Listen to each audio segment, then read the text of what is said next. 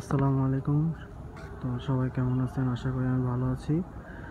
তো এই দেখেন হুন্ডাটা মানে ওয়ালটন 100 সিসির হুন্ডা। তো হয়তো মানুষ এই হুন্ডাটা দেখে অনেক মানে কী বলবো মানে অনেক হাসাহাসি করে, অনেক কিছু করে। কারণ মানুষের স্বার্থ থাকে, ঠিক আছে? স্বার্থ ছাড়া কোনো কিছু হয় না। আমি এটা দিয়ে আজকে 3 বছর যাবৎ স্টান্ট করতেছি, 3 বছর যাবৎ এই হুন্ডাটা দিয়ে।